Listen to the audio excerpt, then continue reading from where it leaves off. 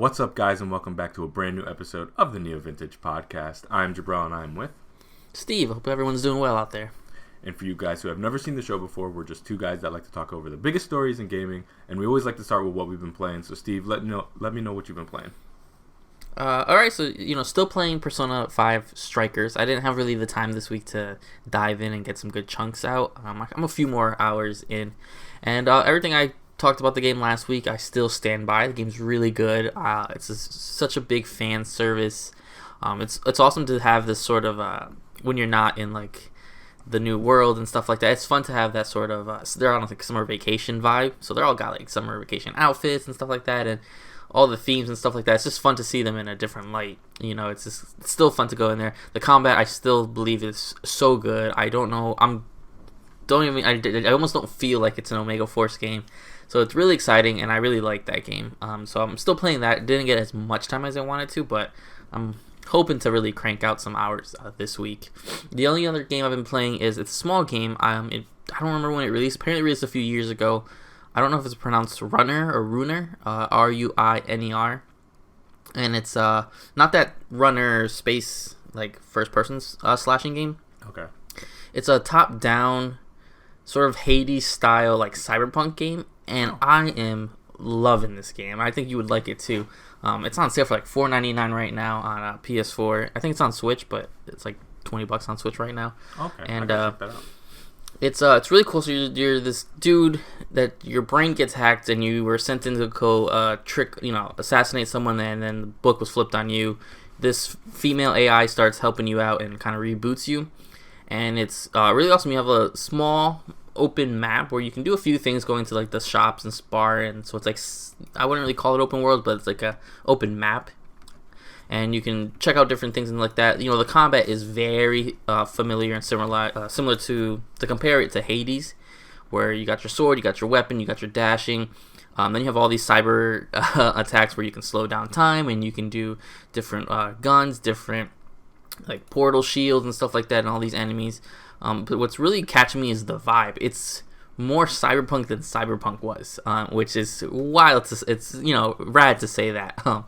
And you and I pretty much enjoyed cyberpunk. To get a game that took that theme even further, from the hacking of the minds, hacking of the doors, the mechanics of like augmenting your body and stuff like that. Like, it's done almost better than some of the story writing that we saw in cyberpunk. There's no voice acting. Most of it is text reading, but even that, the dialogue is even structured and written better and written more natural than cyberpunk, which is why, because it's a smaller team, and it's just really cool. It's a really cool game. It's not like a roguelike where Hades, where you die, you have to start all the way back. So it's more structured, like you die, then you just go back to the last checkpoint. But it's really cool. So really cool. And it's like not twin stick shooter where like one stick kind of does spin you around, but it's a little slower. So it's a little bit more clunky than Hades, where Hades is very smooth and fast. This one gets very chaotic and clunky. But I'm super loving it. I'm loving the aesthetics. I'm jumping in now. I guess there was a bunch of free updates it did, because there was like this whole big thing showing me all these new features that I can't get yet because I'm so early on in the game. But it's a fun little game. I read the story, I put some music on, and I'm just kind of slashing. You go from carrying pipes to swords to flamethrowers to laser guns. There's lots of little cool mechanics. Like when you kill a bunch of enemies, this pod will come down and you can activate it, and instead of just like leaving all these weapons you're not going to use on the ground, it'll suck them up, decompress them, and give you a better, more rare weapon, and some karma points and huge skill tree. Definitely check it out. You should definitely check it out, because I think there's something. There might be something there for you, because it's really cool. And it's not the most. I'm playing on normal, so it's not the most difficult. There is an easier mode, but it's really cool, and I'm really liking it. So those two are going to be probably the games I'm going to be playing for a while, because they're both Persona I love diving in, and then Runner is just really just kind of vibing with me, getting that aesthetic that I like a lot. Yeah, I pulled it up. I'm definitely check that out after the show. Yeah, it's really cool. And I forgot the team that made it. It's like Raycon or something like that? Yeah, Raycon. The publisher was Devolver Digital. Someone I knew.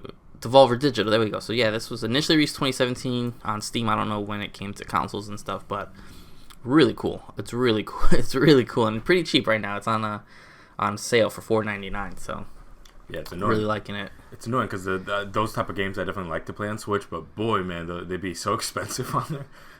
Yeah, yeah. So the sale's up for a while. I believe it's up to like March 11th or something like that. That the sale's on PSN. But who knows? Who knows? Maybe Switch goes on things on sale constantly. So yeah. So what have you been up to? What have you been playing? Yeah, so I've pretty much been playing one main thing, and it's a game that I wanted to play for a while, and it finally went on sale. So I finally got Hitman 2, and I beat it last night. But like beating it is pretty easy to do, at least if you do like a really light run through of it. So yeah, I had a really great time. Boy, man, I love this trilogy so much. The Hitman Trilogy is so good. And yeah, I had a really good time. They have some really awesome maps in this one particular. Specifically, Mumbai, I thought was really, really impressive. The amount of different things they had working. Runs amazingly on the PS5. Looks great. And basically, the way I play is usually I do a preliminary run through where I call it like loud and proud style, where I go in there and I do it very bold. So I keep like an outfit ready. I pop them in the head, switch outfits really quick, and because I played enough of this game to understand the AI, so I know what I can get away with. And so I'm usually in and out pretty fast. I could usually, even with 3 targets, probably be in and out of the map within 10 to 15 minutes. And so I do a really light run through all the maps, get the little cutscenes, get the little story of it, and then I usually go back and do all the side material and stuff like that. So I'm really excited to get back to that. But yeah, I really liked Vermont, for example. I don't know the specific name of it, but it's that little suburb area of Vermont. So there's some really, really cool maps in that game, and it sucks because there's like other maps that I really want to play, like New York and stuff like that, but it's tied to the DLC, and the DLC is literally like the season pass for this game is literally $40. So I'm like, what the hell? So I was like, hell no, I'm not spending no $40 for like 2 maps and a nice suit. But it was great that the game itself right now, for anybody who hasn't played it before, is only $17 right now. I don't know how much the other games are, but that was finally a good price for me because it has been locked at $60 for the longest time now. So finally, I have all 3 games, and I should be able to import the data just fine because they're all digital games, and I'll be able to have access to all my maps through having Hitman 3 on my console. So that's my goal right now, is to kind of bring everything in so I can have kind of one thing for the entire trilogy. And yeah, that should be nice, but I'm having a really good time with that. And then other than that, I played a little bit of that Game Boy game Dragonborn. I'm still kind of cranking away at that. And what I could say about it is it's incredibly accurate to that time. So it very much has that kind of Link's Awakening, not fetch quest, but you need specific items to do certain things, and that certain thing gives you this item, and then you go from thing to thing to thing to thing. And typically over time, if you play it enough, you get kind of a muscle memory, and you have kind of a sequencing in your head of where to go at certain times in a particular order to kind of streamline this process, and you can crank through the game pretty fast. But getting to that point is a very, very tough process because it's very obtuse. I suppose I could go up online and look things up, but for the most part, I'm just trying to figure it out myself, and it's really tough. It's one of those, like, it comes from an era, or it's based on an era that it had such limited capabilities technologically for these games that they were very much reliant on you kind of spending time in that world, talking to every single thing, reading every single prompt, going every single place to extract as much time out of you, because when you really get down to the hard code of it, there's not a ton there because, again, limited technology.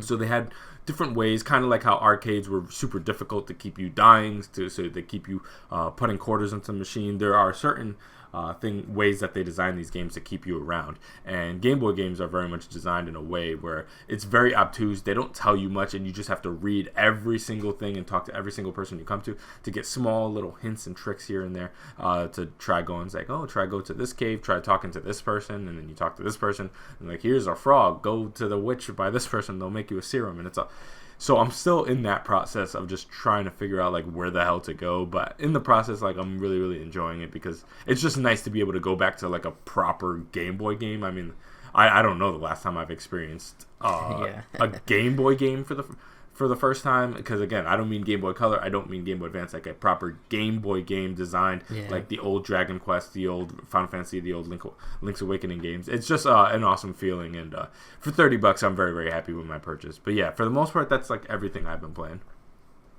Awesome. Yeah, I'm really interested in that. I remember last time you brought it up, I looked up some videos on it, and it's something I'm gonna have to check into sometime when I'm ready to go back to that classic Game Boy feel.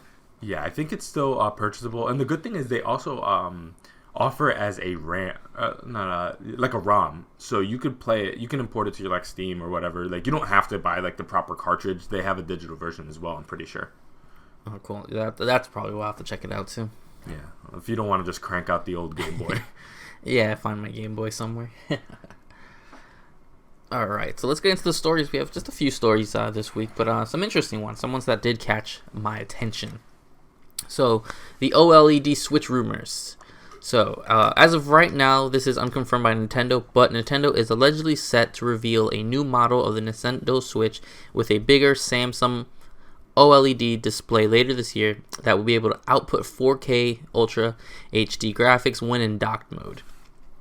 As reported by Bloomberg, Nintendo is planning to unveil the new model in hopes that the larger touchscreen can prop up demand in time for the holidays. Samsung Display Company will start mass production of a 7-inch 720 resolution OLED panel as early as June 2021, with an initial monthly target of under 1 million units. These displays would then be sent to assemble in July. The OLED panel will consume less batteries, offer higher contrast, and possibly faster response time when compared to the Switch current liquid crystal contrast and possible faster and display, said Yoshio Tamura, a co-founder of display consultancy DSCC. The report also claims that Nintendo has decided to go with the rigid OLED panels for this new model, a cheaper but less flexible alternative to the type commonly used for high-end smartphones. So once again, we get this sort of Switch Pro rumor. It's something that we've bounced around since as long I think as we've been doing this podcast. I think there's always been that Switch rumor. And, it all sounds great and nice and all, but as with Nintendo rumors, for me, I'll believe it when I see it. And when things sound so good and too good to be true, we never know. There's some more substantial here, like sources and stuff like that. Bloomberg and all these guys who do some more digging. So I'm keeping my eye on it, keeping my ears out for it. What was your thoughts on this? Yeah, I'm in a very similar boat to you. The only thing I would probably say is when I read these Switch hardware upgrade stories, typically my only thought is always like, if this was happening, consoles don't just manifest out of nowhere. The hardware starts leaking, you start getting more information about specs. These things get manufactured on large scales in very well-known companies in China. And so naturally, if something is actually coming out of Nintendo in a relatively soon, this year they're saying, we're going to start hearing about hardware around now. I would say we heard about it with the Switch Lite and stuff like that. So there is a kind of the same thing with the PS5, same thing with the Xbox. These things happen naturally, and you would start having to hear about it. So when they're saying like, oh, it's going to come in 6 months from now, and we haven't heard a thing about Nintendo making massive purchases for certain parts and stuff like that, then I'm very skeptical about it. But this is definitely the kind of news that lends itself to a more credible story, for example. So it made a lot of sense to me. I was a little bit surprised about the 720 thing. Obviously, that's going to be in handheld mode because they already said that it's going to be a 4K graphics when it's docked, which is nice to hear. 720 handheld, though, is actually a little surprising for me, just because in 2021, 720 is just so far from industry standard at this point. I'm not upset about it, especially if they can get power consumption down quite a bit. 720 for the most part works, just because I understand how not graphically intensive and how reliant on art style Nintendo games tend to be anyways. And most of the games I'm playing are indie title and proper Nintendo games that have an art style already. So even if it was 1080p, even if it was 4K somehow, handheld, it's not gonna look that different. Some of the textures are gonna be a little higher resolution, some of the edges are gonna be a little sharper. But for the most part, they tend to be more reliant on art styles. They're not going for realism, and so I'm not necessarily mad at 720. I just want more power, to be honest with you. Resolution is less of a concern to me. If I can hook it up to my 4K TV and the output's at 4K, beautiful. But I would want a little bit more power, so we're not chugging along with certain things. Just because, again, I worry sometimes about the Switch's long-term viability now that the PS5 is out and the Xbox is out. And I don't expect them to be competing on that level or anywhere close to that level for, God knows how long.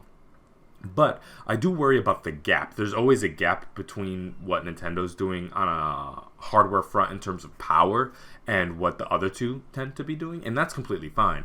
However, there was a gap between the Switch and the PS4 and the Xbox One, and that was one thing. Now they've upgraded to the point where like Sony's throwing around words like 8K, and they're throwing around stuff like no load times, and just these incredibly massive, sprawling open worlds with no load times, and you're doing all these things and 120 frames per second online.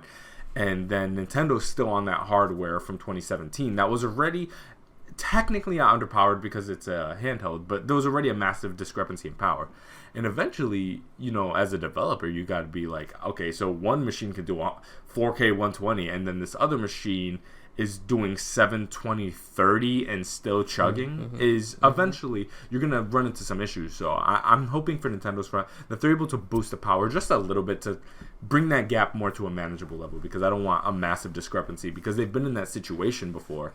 Where the discrepancy was just so wide between what their hardware can do and what their competitors were doing, that eventually it makes it a little bit difficult for certain people to even entertain bringing their games to your console. And Switch already kind of had that problem a little bit, but for the most part they were able to forge those relationships. And I just don't want that problem to be exacerbated by a furthering gap by them not upgrading in any substantial way. You know what I mean?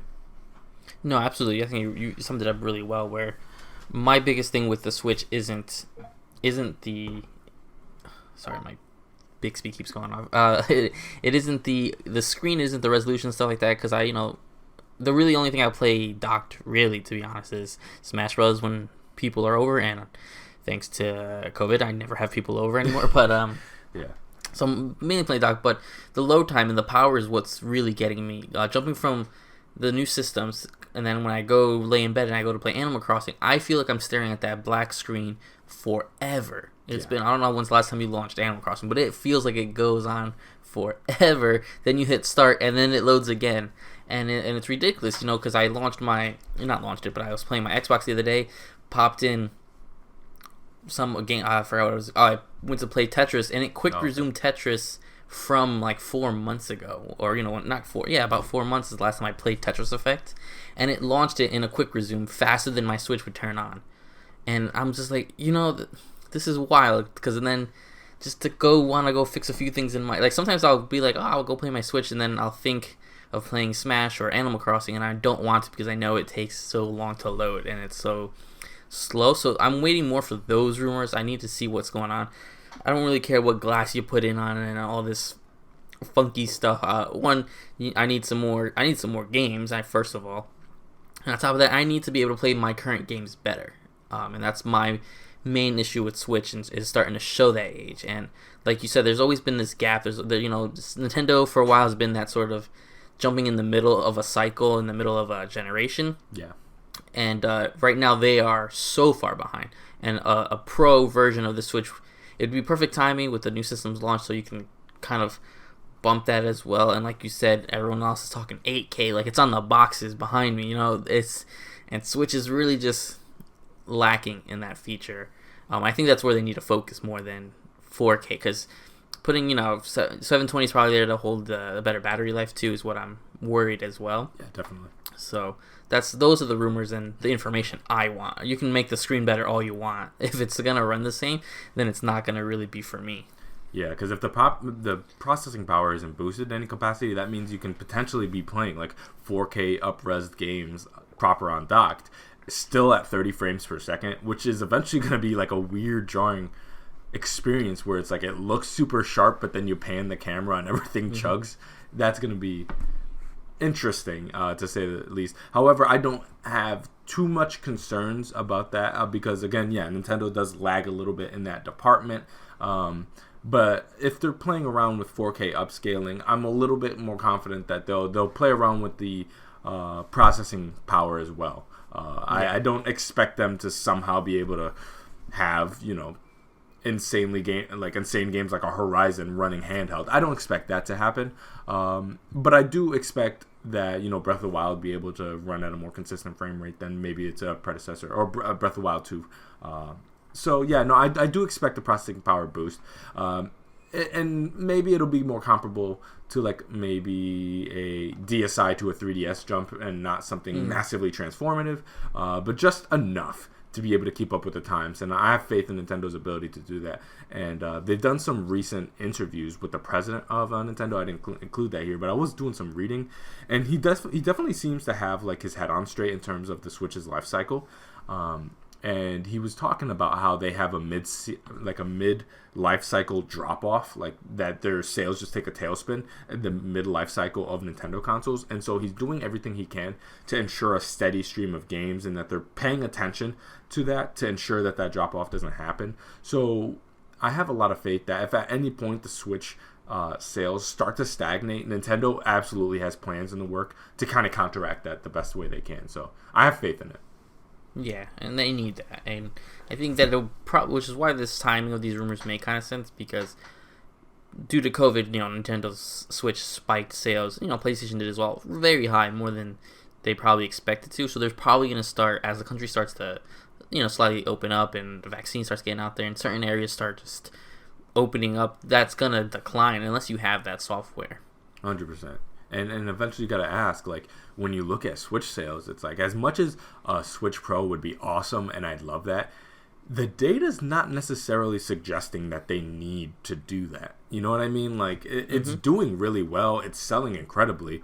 Same console from 2017. Yeah, there's the Switch Lite for those who want it. We don't know necessarily the breakdown of how the Switch Lite is selling in comparison to the regular or whatever, but it's selling incredibly. I don't think it's slowed down incredibly in the last few months, so it's still on an upward trajectory. So at the same time, as much as I'd love a Switch Pro, they don't necessarily need to rush it. They can take their time with it. They can launch it in 2-3 years, and I don't think it's gonna hurt the Switch ecosystem whatsoever. You know what I mean? Like, they have plenty of time to play around with, because again, the question was like, is it going to sell like a dedicated home console, or is it going to sell like a handheld? And all answers have shown it's selling like a handheld, which is an amazing thing. The fact that they're nearing 80 million units only about 4 years into their life cycle is really, really incredible stuff.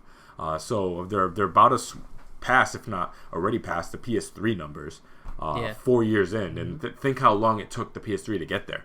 So we're dealing with a massive, massive success for them. So I would imagine their timetable, though, like a lot of business analysts and fans are putting like a little bit of a crunch on them, like, hey, you guys gotta react to the new next gen consoles. At the same time, the data and the sales, the average consumer doesn't seem to feel that way, and they seem more than content with their console that they have right now. And sometimes we, as like super game fans, have to like take a step back out of our own perspective and realize, like, for that average consumer, I don't think they're that worried about it, to be honest, as much as we are. You know what I mean?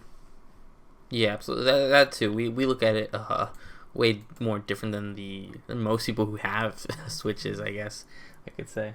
Yeah, we're always like, power, new machine. Where at the same time, like, the average person, a lot of people just got their Switches like a year ago when the pandemic began, with Animal Crossing and stuff like that. So a lot of people want to get more time out of their consoles, let alone a brand new one coming out. So I'm also very sympathetic to that view as well.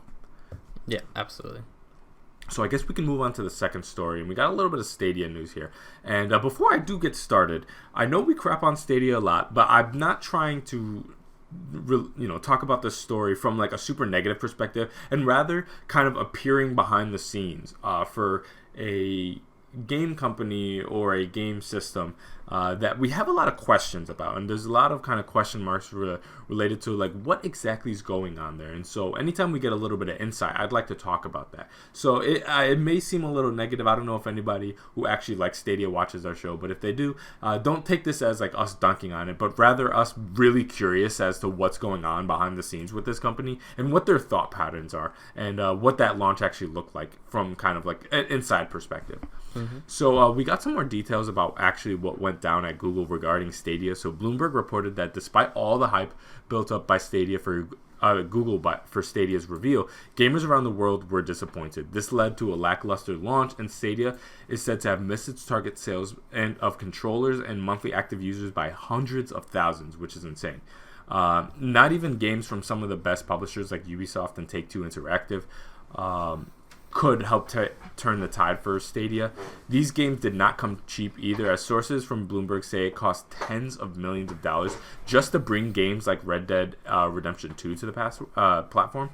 Wired also shared that some of the struggles at Stadia that ultimately led to the closure of Google Stadia's internal studios. Many of these issues stemmed from Google creating roadblocks for these employees who were trying to staff up to build AAA games. So of all the information that we got from there, the biggest things I would say is the question was like, how are they doing in terms of subscriptions? Because they didn't release any hard data on that. We still don't have a fixed number, but we do know that obviously it's target by hundreds of thousands. So that means that I don't know what the projections are, but it looks like Stadia is not popular whatsoever. And it seems like they're probably quite in the red, because I can know that the tech that they implemented for Stadia did not come cheap. There's a lot of kind of like state-of-the-art game streaming stuff that's associated with Stadia. So I know it costed them a lot. And the fact that they were also spending tens of millions of dollars to bring games that didn't seem to amount to too much. I would imagine that Stadia has been quite the expense for Google, and so it makes me, like I always did, wonder about the long-term viability of this. I don't think there's a chance in hell that this lasts 2 to 5 more years. I think Google's 100% going to shut this down, and I give them maybe 2 years, 24 months or something like that. What were your thoughts when you heard about this story?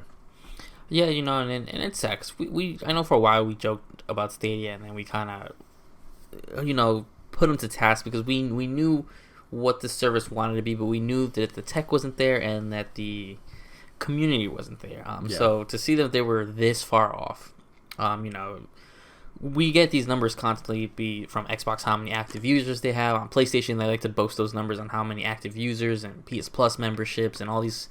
Like, those guys are pretty confident about flexing their muscles when it comes to that. And, when Stadia launched, it was very quiet. So we knew that there was going to be a slow burn, because this was a brand new feature, in its time. This is before really xCloud really became anything, and PS Now's never really been a thing. But it's wild, and it all just unfortunately makes sense that the games could be there. In the way they talked about it, we're gonna have these games. But you gotta remember, the games that launched, they weren't at their full capacity, so you were paying more to play Red Dead not in 4K, and you were playing more to play Red Dead at a slower pace and drop frames, and someone turned your microwave on and it would freak out, and it's just like tons of weird things, and then Google quickly was like, well, that's the developers' fault, and the developers were like, no, it's you guys, your stuff isn't there, I can't put my game on 4K. We also started just getting years late, they started flexing working, they were getting Jedi Fallen Order when Jedi Fallen Order was $20 on all the other systems, and you got it right away. They announced Jedi Fallen Order for Stadia months in advance, so it wasn't even ready. So it's just like all these bad decisions started to make sense, and I think Google's looking at this now, and I'm in that same seat where it's like, well, this is kind of gonna go the way of right into that Google graveyard website where just everything Google's shut down will happen. They already closed their first party studio and stuff like that, so it's really, sad in a sense, because this is a lot of people's jobs and reputation, and I understand what they were trying to do to sort of break into this this ecosystem and this world that we have, but to do it so late and to do it almost half like wanting to do it, if you weren't confident in your stuff, if there was so much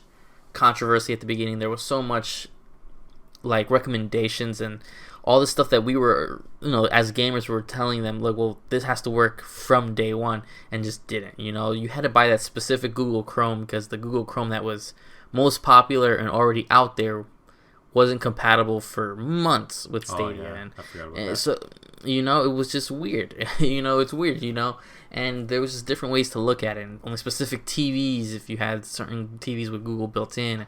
So it's just like they took all these missteps, thinking that their product had that power, and that's why you see that they were so off. I remember the day before Stadia launched, I went to their website and I could still pre-order their highest premium bundle, whatever, the olive green controller, whatever it was, just because I was curious. And I'm like, man, the day before, there's people who couldn't get PlayStations months in advance. So it's just wild to see that, and it is unfortunate. But I'm glad that we're finally starting to get these behind the scene things that they kind of knew there was problems, and that though they tried to fix it, and they did make some good relationships with Ubisoft and Take-Two. But there was that guy with Terraria who had this big fallout. But that's a whole different situation actually, so I retract that. But it's glad that we're starting to get this information, and it's only going to get worse from here for Stadia, because it's almost the Wii U where Nintendo stopped releasing games for it, so everyone's just going to stop and pull out, and Ubisoft's going to look to put their games elsewhere. There's only just a few Stadia exclusive games. I'm sure we'll see those on Steam very soon. Yeah, and stuff like that, because they have to, because these games need, and kind of just, it's not their fault that the platform essentially failed. Yeah, and I kind of had one thought while reading this story, and this could be entirely me reading into it too much, but I was kind of thinking about the idea that up front that they paid these developers tens of millions of dollars to get these really kind of big budget, high recognition games to draw people to their service. And that kind of made me realize, and again, I could be reading into this too much, that I feel like if someone's like, okay, we would like to put Red Dead onto our brand new service, there's all this exciting new tech, and Rockstar kind of responds and is like, okay, we're going to need, $10 million for this to happen. To me, that tells me that these major developers do not and had not ever believed in Stadia whatsoever. And they wanted their money up front because they weren't confident that they're going to make it in the back end. That's what that reads to me. If you need to pay that much up front to get these games, and then you're not going to be paid in royalties, you're not going to be paid partially up front. And again, I'm not a business person. I don't work in the game industry. This is entirely speculative. I don't have any background information on that. But when I hear like tens of millions of dollars to get this kind of handful of games, this tells me that Ubisoft and Rockstar and all these teams, Take-Two and stuff like that, they weren't really sold on the Stadia thing. Mm-hmm. And when in business, you are asked to go into business with somebody, but you're not sure about if there's going to be a great ROI. What do you need? You either need a massive influx of capital up front, or you need equity, substantial equity. And then I watched enough Shark Tank to know myself a little bit about equity. And so it didn't say that they had any, straight up Stadia stock or whatever, or Google stock or anything like that. So obviously there was just a lot of money up front. So it's like, you're going to pay me up front for this, because if I take a loss on this, or not even take a loss, but I don't make too much money because this service doesn't do well, I'm not going to try to, be out money, because again, it costs money to port your games to these services and stuff like this, or make it compatible and work and optimize for your service and stuff like that. That was one thing I thought, and it just, I saw some people's thoughts online, and one of the things that kind of resonated with me is it showed that Stadia had a fundamental misunderstanding of what would have been a good idea. And their strategy was obviously to pay up the A for these big budget, massive games, instead of taking those tens of millions of dollars and investing in smaller teams to make really, really great, almost indie style games from the ground up for your service. So like, if I was running Stadia, I'm definitely going to like Tom Happ, for example, the Axiom Verge guy, or I'm going to the Stardew Valley guy, or I'm going to people like the Among Us team, Innersloth and stuff like that. These awesome, amazing teams that are making these smaller teams. Whoever made Hades, guys like that, and be like, hey, do you think you could make like a DLC exclusive version for Stadia, or do you think that you can make a game ground up for our service and stuff like that? And I feel like that money could be used so much more efficiently for these teams, and I know a lot of these teams would jump at the opportunity to be like, make a Stadia exclusive game. We're going to put the entire Google marketing budget behind you and pushing your game, and you'll draw indie game fans to our service. But like, if you play the big budget games, you're not going to outperform the established guys. You're not going to outdo PlayStation, Xbox when it comes to playing games like Red Dead and Jedi Fallen Order. However, if you have like some of these kind of like farming sim comfy games that people like streaming on Twitch, for example, that's absolutely kind of an untapped market that I feel like maybe competing with Steam and Nintendo in that front is a lot more manageable, and also performance is not as important, you know what I mean? And not that performance is important, but like a really, really high frame rate, high fidelity, high response time Twitch shooter thing is just not the lane that you want to be in with streaming games right now. And I felt like going in that direction makes a lot more sense. So people were talking about like, hey, they should have invested in like the Stardew guy way before you ever shoot all this money to Ubisoft. I thought that made a lot of sense personally. It really does. You think back to the launch, at the time that they were launching Stadia, Hades wasn't on Switch. Hades wasn't anywhere but PC. So to be able to flex the whole play anywhere on any device kind of deal, to flex that to be like, we can play Hades anywhere, or PC right now. That's before it came to Switch, which made it, that makes that idea kind of obsolete, but that would have been something to help you flex that power and show what the system was for. Yeah, absolutely.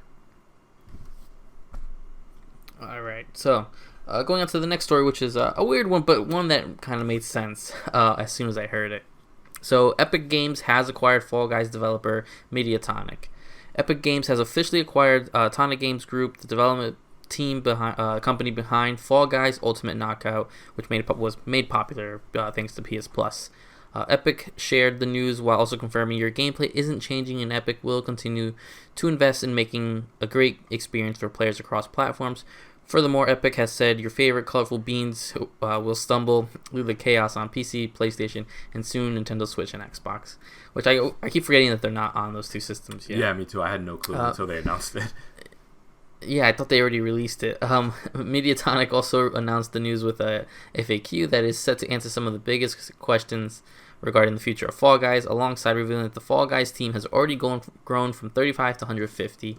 Mediatonic promised that your gameplay isn't changing and that the acquisition will help them bring a ton of features already seen in Fortnite, Rocket League, and other games owned by Epic. So, they got big money now, is pretty much what they're saying. Yeah, I'm not too worried about the acquisition. Rocket League wasn't too affected by the Epic. I mean, Epic is the one who helped them decide to go free to play after so many years of being a full-fledged title, so I could see something like that happen with Fall Guys immediately. I don't know who's still playing Fall Guys, I'll be honest. I don't know who's still playing this. When I saw that they're like, yeah, coming to Switch and Xbox, I thought they were already there. I don't know. I mean, I'm sure there's still a community. I see that they're like on Season 5.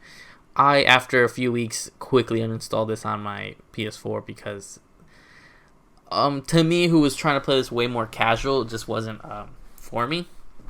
But I'm glad to see what they do next. I'm sure, part of the team is going to be staying on the Fall Guys for a while, obviously making the updates and stuff like that. But I'm more excited to see what the next sort of game is that they make, whether it's another sort of quick party game like this, or if it's a little bit something more fleshed out.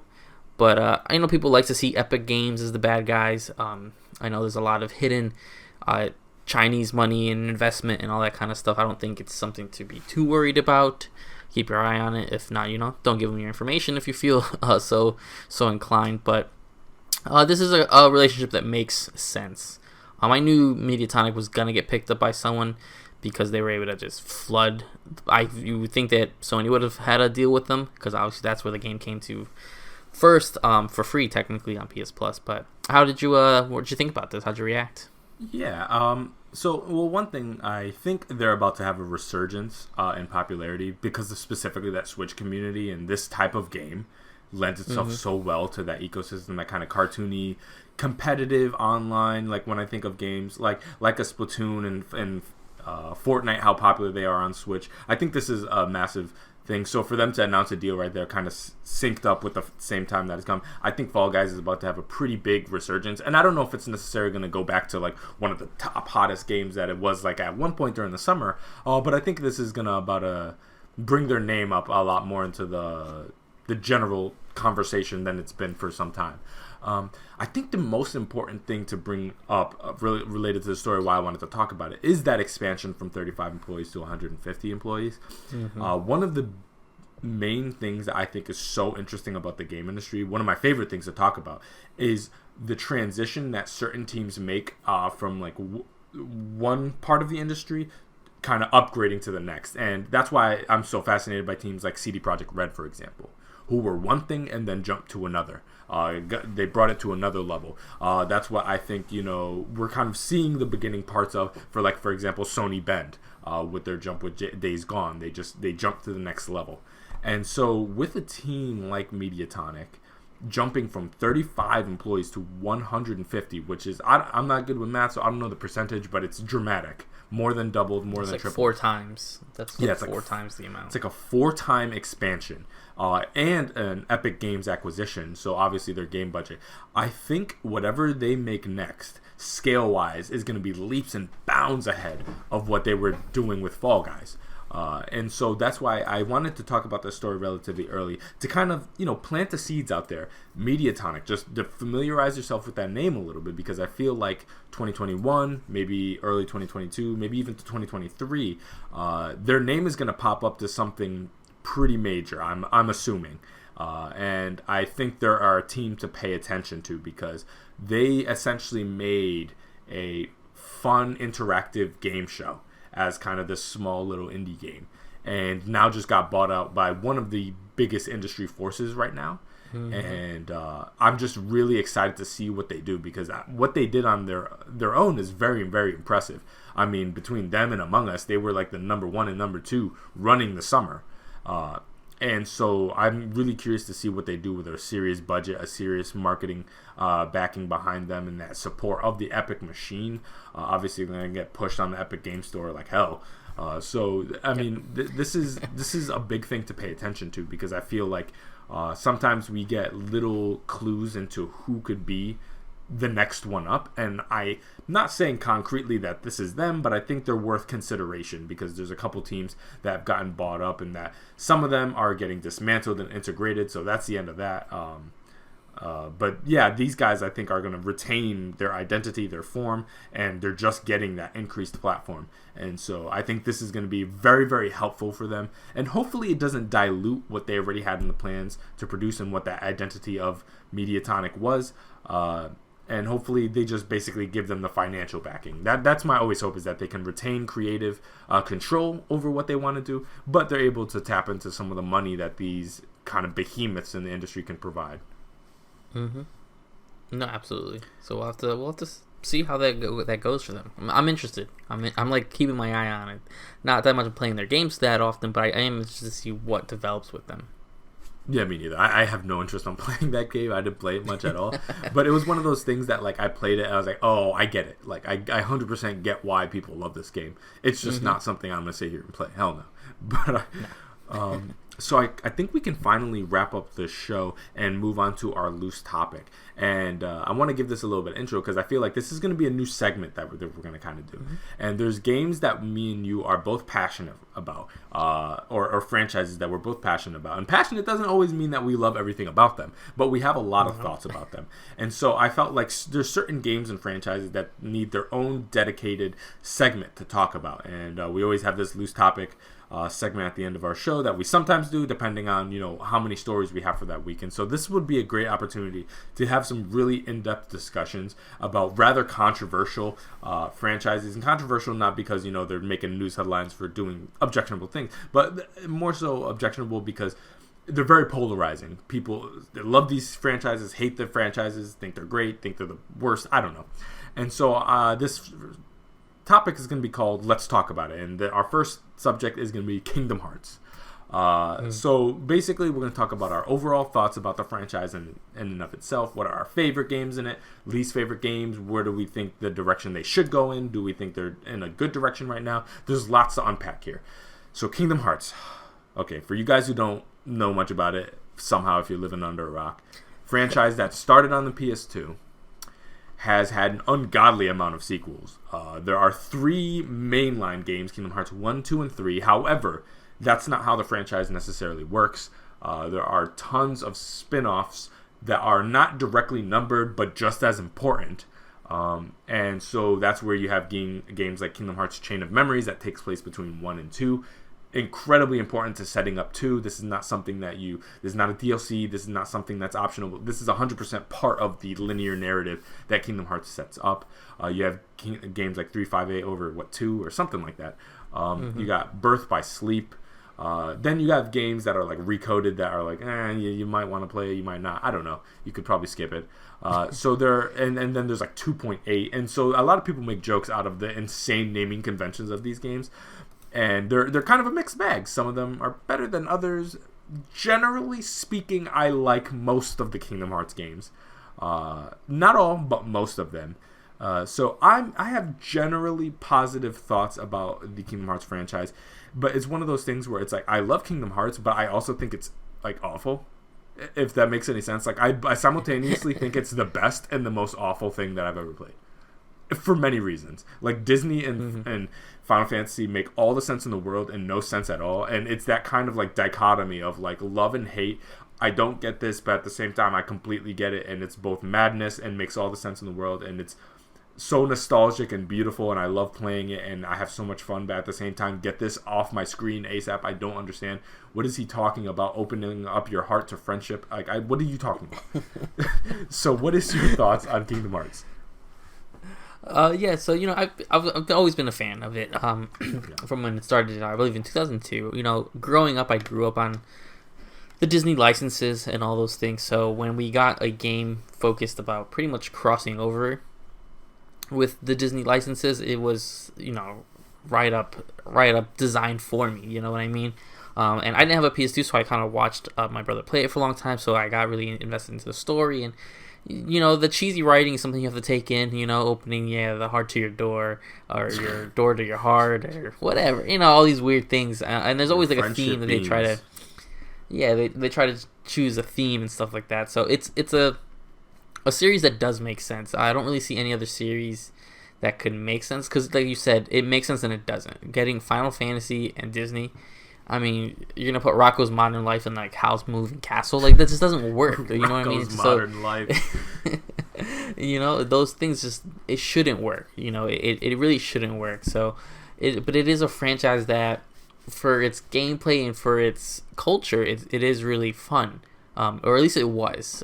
It definitely has had a lot of missteps, which is why that's a big part of let's talk about it, is the missteps that it's had and the convolutedness, because people make fun of its titles, people make fun of its timeline and its themes, because it gets complicated for some reason, for just to get complicated sake. There is no real reason for the games to get so diverse and convoluted. So, as much as I think it's a great series, I do wish at least Kingdom Hearts 3, one, I wish it was better, but also I wish it ended it, or at least ended this, what they used to call Dark Seeker Saga, and now they're just like still just sucking the life out of this stuff, and instead of giving us an ending in Kingdom Hearts 3, not to spoil it, they just leave us on a bigger cliffhanger, and then they release the DLC that alters the ending. So if you didn't play the DLC, you're not even... When you go to play the next Kingdom Hearts game, you're going to be slightly lost because it's not the ending you saw. And that's also a small issue. I don't mind games getting spin-offs.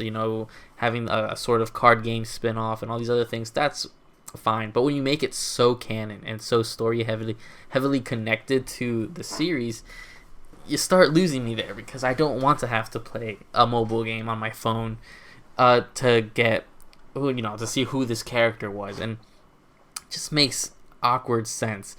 But for at least the main franchises 1, 2, 3, the gameplay is always so solid. That's why when Final Fantasy 15 came out, we were excited, because it looked like it was Kingdom Hearts with no Disney in it. So it's an awkward series for sure. When people ask me, like, are you into this? And I'm like, I worked at GameStop when Kingdom Hearts 3 released, and there'd be the normal guys, sort of like you and I, who'd come in like, oh yeah, I've been playing the series forever. But let me tell you, there's a dark side of the fandom.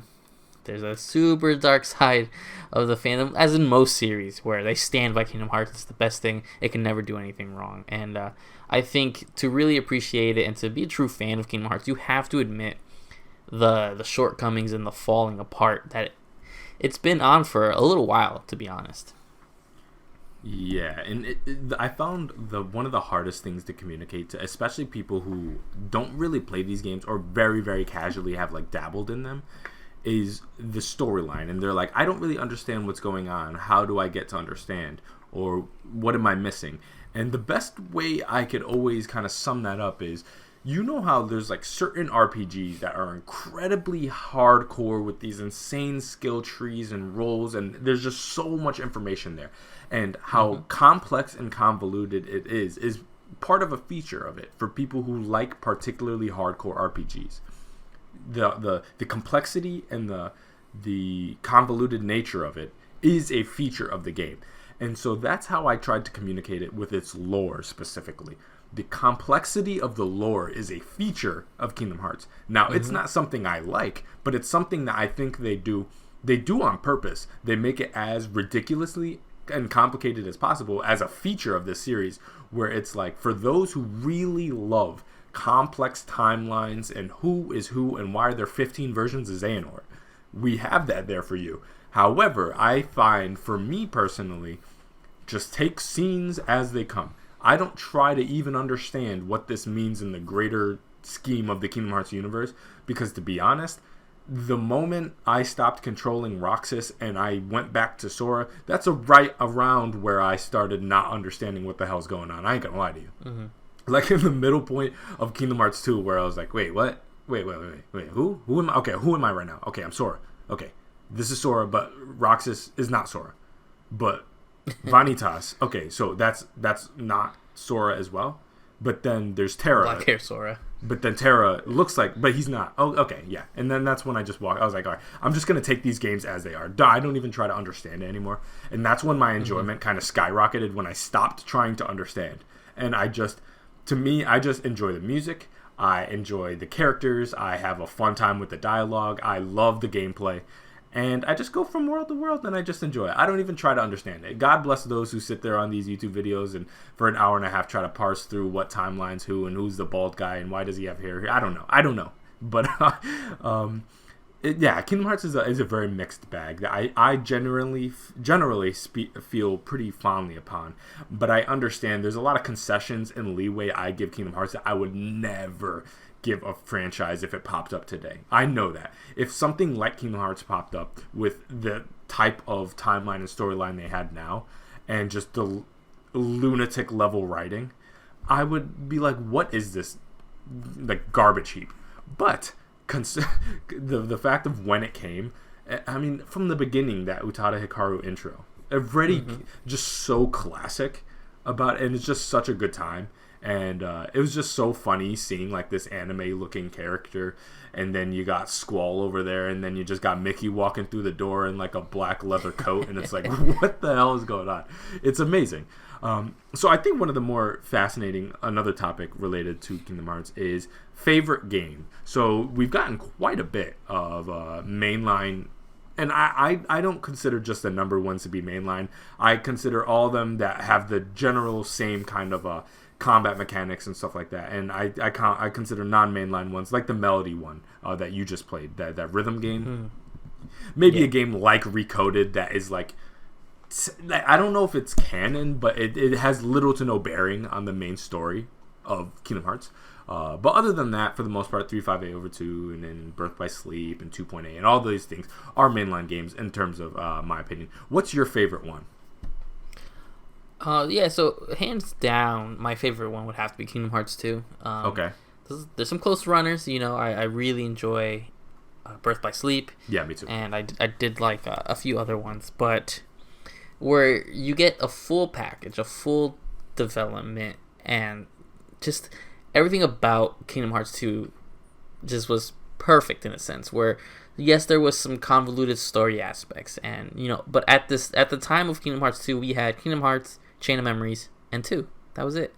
And if you play just those 3 games, for the most part, all your questions are answered. Yeah, that's true. And that's a good trilogy. Like, you can play those 3 games and that's it. Sure, you might have 1 or 2 questions, but besides that, if you play just those 3 titles, that's it. You have a really complete story. So 2 to me was always this grand finale ending that I always wanted for Kingdom Hearts, and in a sense we got it. It's just some reason they then just, I don't know, made a bunch of other ones that then they took simple things that we had no questions of and flipped it for some reason, because it wasn't until way later that we started realizing, why does Sora's nobody Roxas look so different? Why does he look not like him? Because later they show that nobody looks the same, and it's just all these small things that didn't exist if you play those 3 games.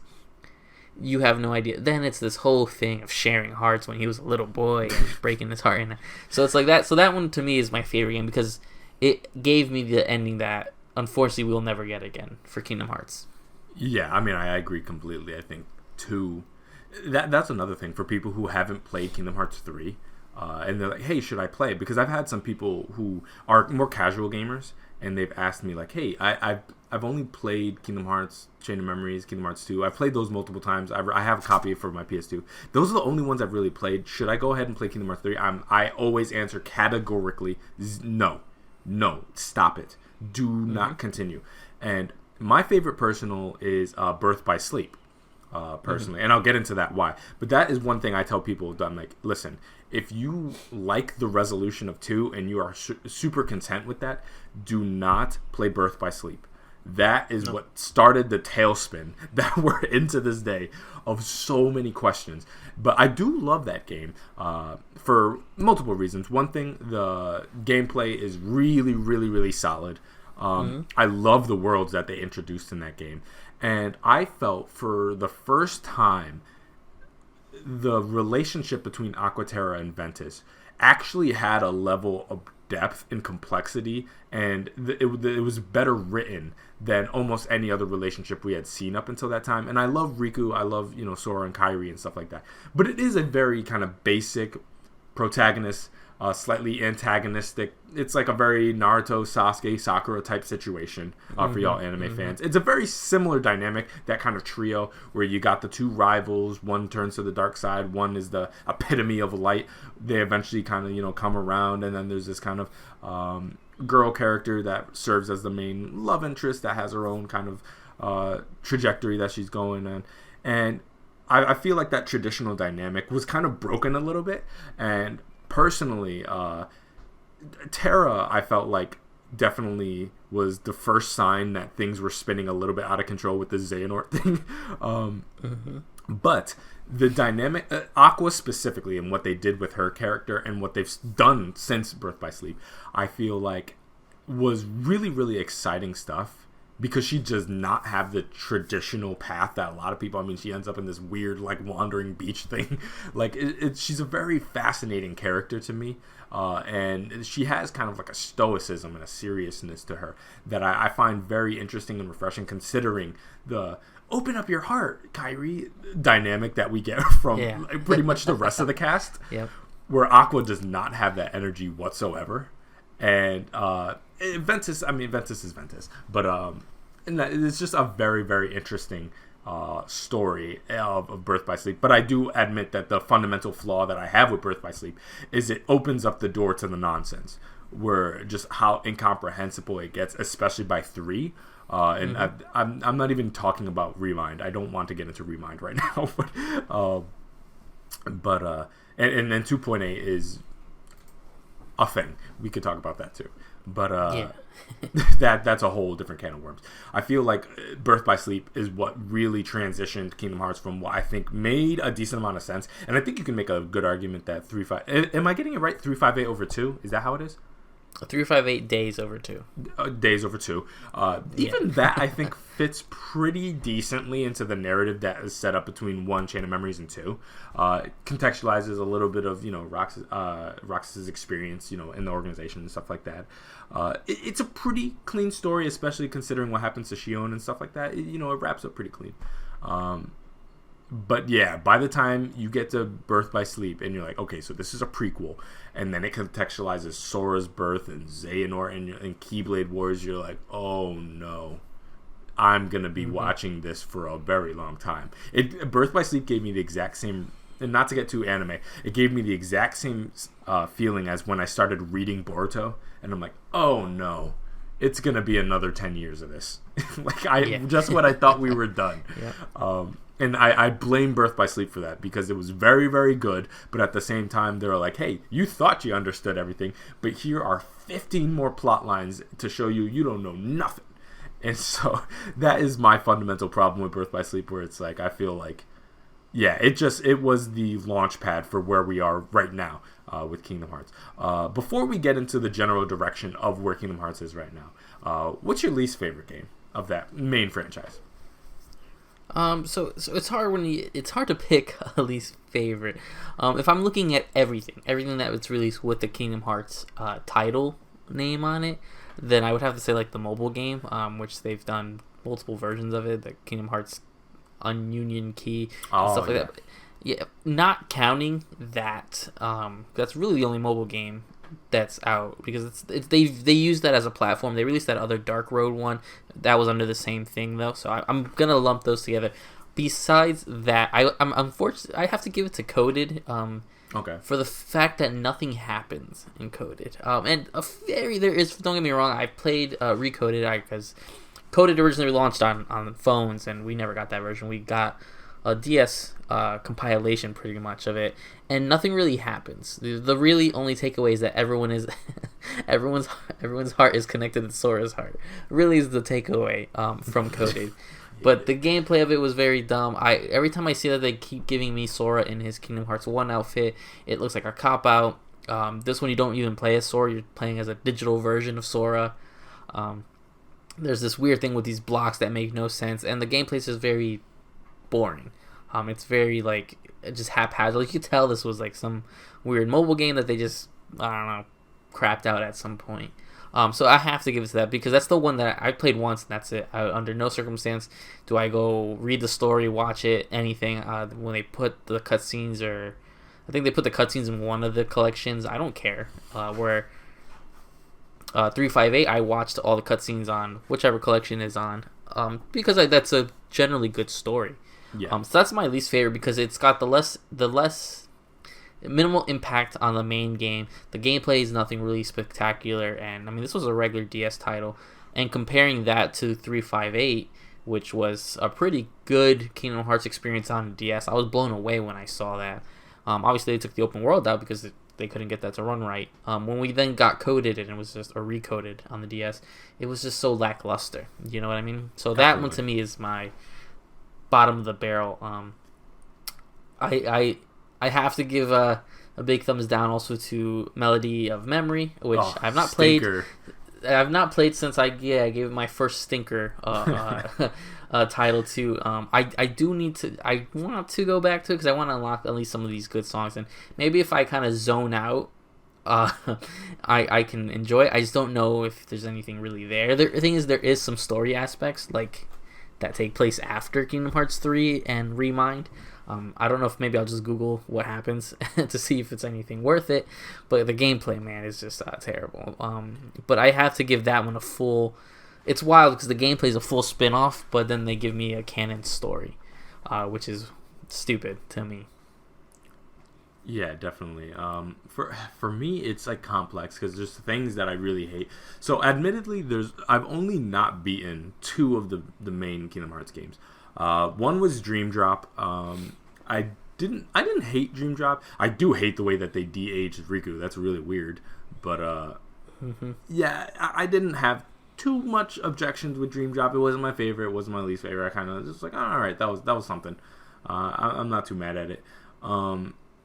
Admittedly, I hated 3. I don't like 3 at all. I made it to about the point where you're at the Big Hero 6 world, and I was balancing on top of a giant ball, and they were making me do things in a time-sensitive manner, where there was like a countdown, and it was making me do a lot. And I'm like, I literally just paused the game, and I kind of I was just looking at my screen, and I was like, yeah, I don't want to do this. And so I uninstalled the game, and I've never played it since. Literally not have touched the game since. So that's something I absolutely need to get back to. But I can't say, as much as I hated 3, I did not beat it. And I don't think I was probably closer to the halfway point of that game. So I don't think it's fair for me to render like a hard judgment on it. All I know is that I hated what I played, but that's not fair to the game. Understandably, that, it takes 20, 25, 30 hours to get through the proper story if you're, kind of taking a more linear approach to it. I don't think it's necessarily fair for me to judge them on the 10 hours that I played, you know what I mean? So I would probably have to give it to 358. And the thing is, I actually really love the story of this game, but I find the gameplay loop to be one of the most annoying and accessible parts of that in the entire franchise. The very kind of like mission grindy structure of it, I just really hate. And I do appreciate the way that they basically turned it into a movie, so you could experience it that way. That makes it a lot better because, again, this structure of that game just drives me nuts. So in that regard, like I don't love the gameplay loop of that. And one, for a long time, my least favorite was 1, and not because I disliked 1, just because I felt like the other ones were so much better. And they just got progressively better. And that one, it just kind of has like, you know, a pretty basic setup, and didn't love all the worlds. But it's not because of Kingdom Hearts 1's fault that I am tired of Agrabah and tired of Olympus and tired of a lot of I hate the Lost Jungle. It's not their fault. It's just because we've revisited those worlds a million times. So it's a very tricky thing. I might have to go 358 just because I hate the gameplay loop, and that means a lot in Kingdom Hearts. When I feel like a big reason why I like Kingdom Hearts is how fun the gameplay is. So if the gameplay doesn't really hit me right, then I have to kind of hold it at a low level, because that's the one metric by which I feel comfortable saying that Kingdom Hearts excels at, and that game didn't excel at that for me. Yeah, yeah, because it's pretty much a list of missions and that's it.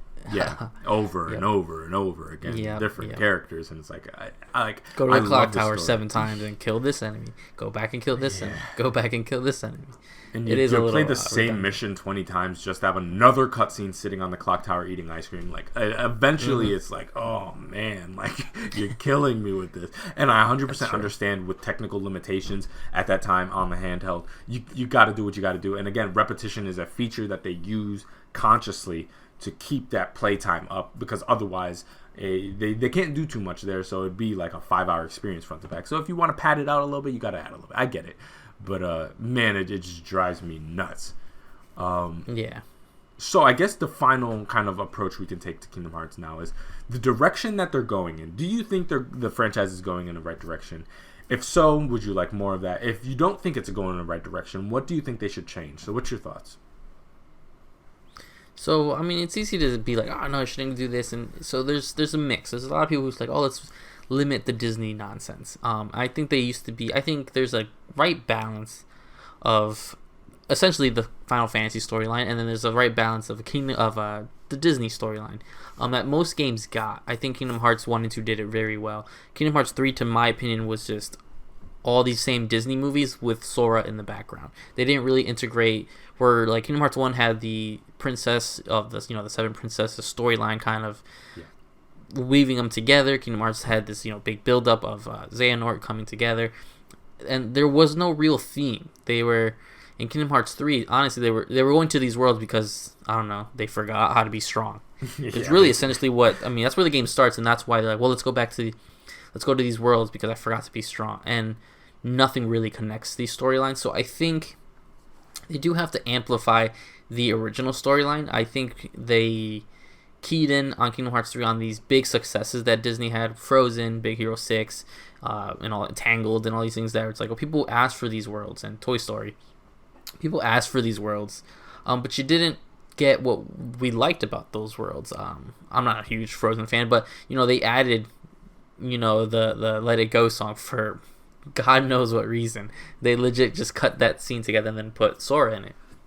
So it makes no sense in that aspect. I think they need to structurally hit that balance right. I'm also worried on where they're going now with, instead of trying to launch a new character essentially or a new saga, they're stuck on making this an overarching thing. They're stuck on making a sequel trilogy essentially, instead of ending it, because now again you haven't finished 3 or played Remind, and they chose a random organization character, and now he's sort of the big bad guy, and here's this cloaked hooded guy who's not been around for all the games, but we put him in this one quick cutscene, and now he's canon and he's the bad guy, and you don't know who he is, and it's like I need them to not be afraid to end a storyline and be confident enough to launch another storyline.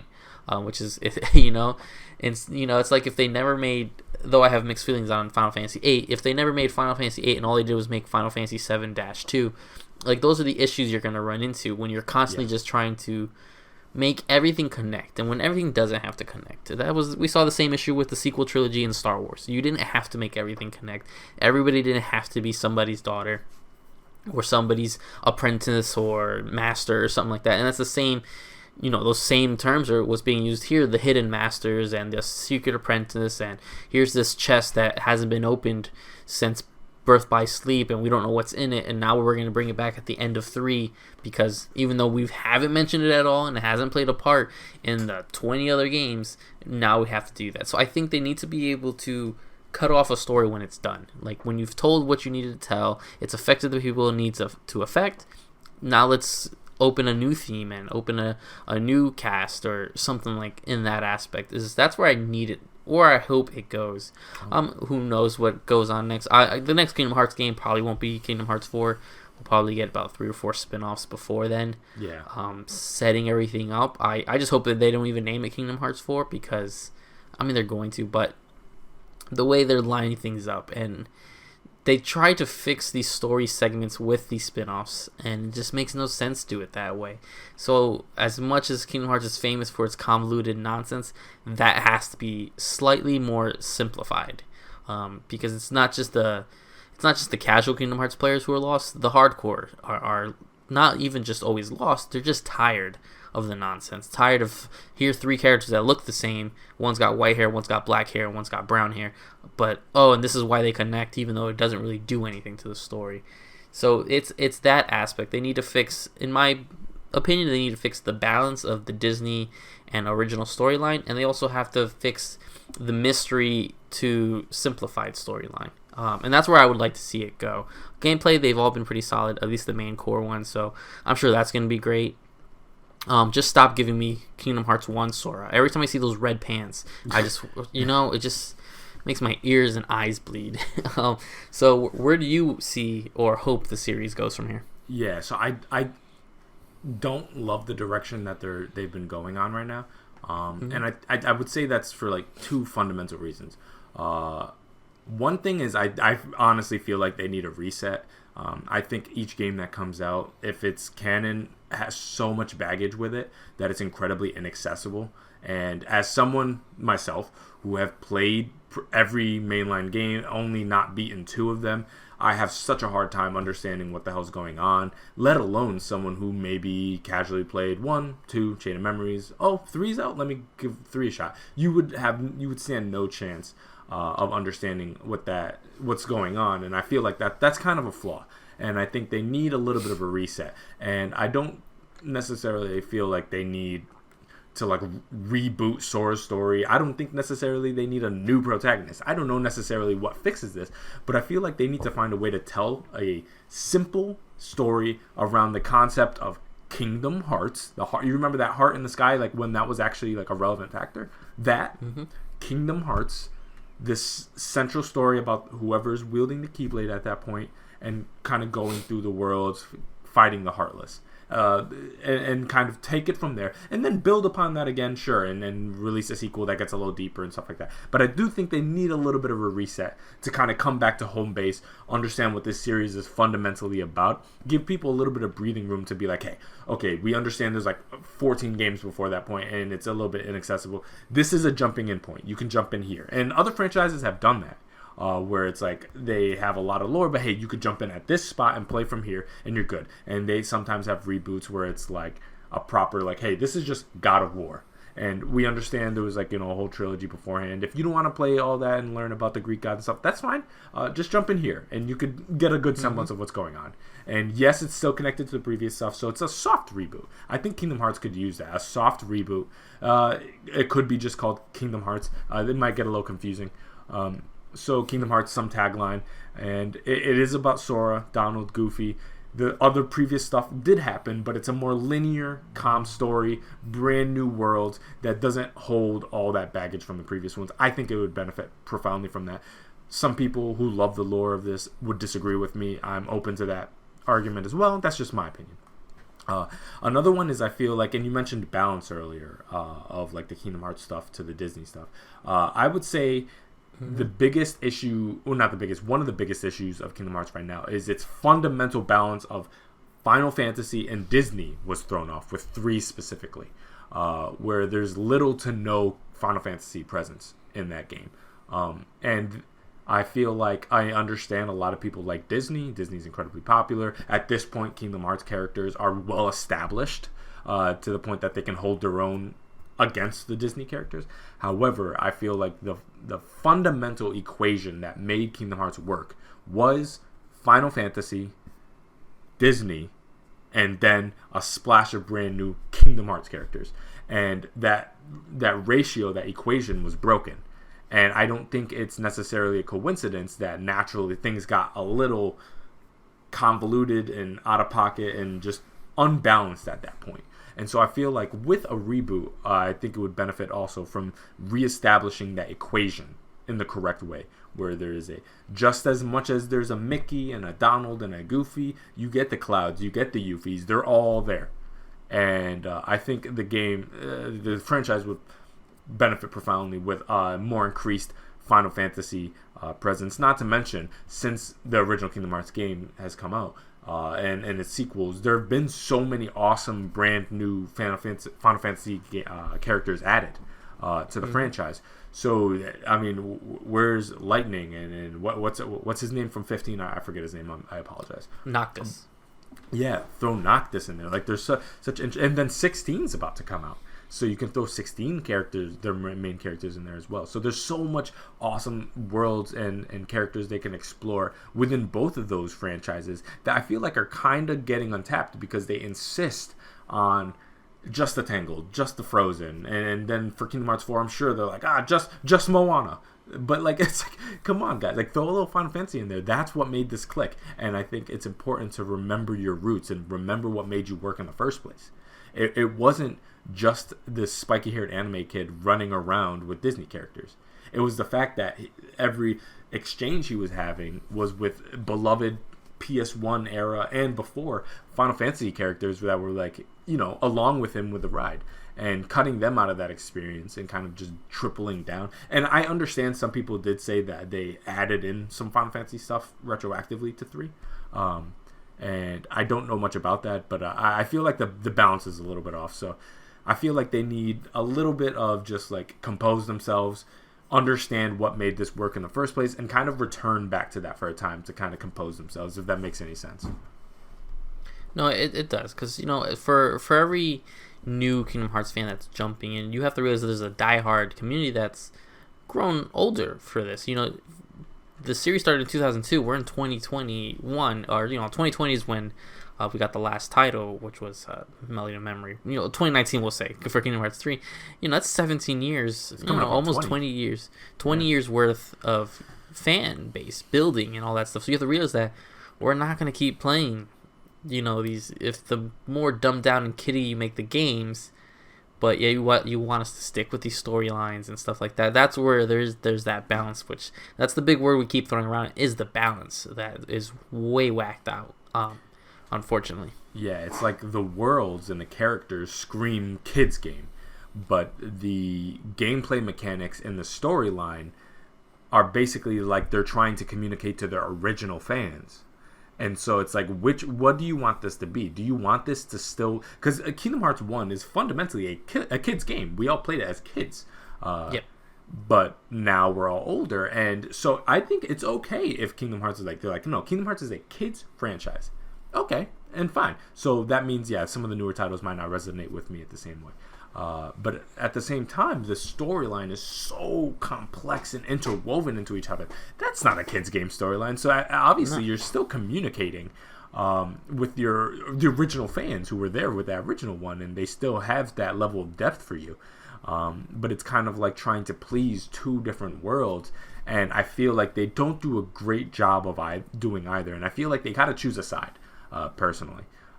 Either be what the original one was, which is just a kid's game through and through, and hey, that means families and older people, original fans, could probably get some fun out of it too. Because, for example, a lot of Disney movies are kids' movies, but a lot of adults love the movies as well because there's lots of great things to get out of them as well. And I feel like Kingdom Hearts could strike that balance. Or they can be that hardcore experience for the original fans, but I feel like they need to choose a side, and they're playing.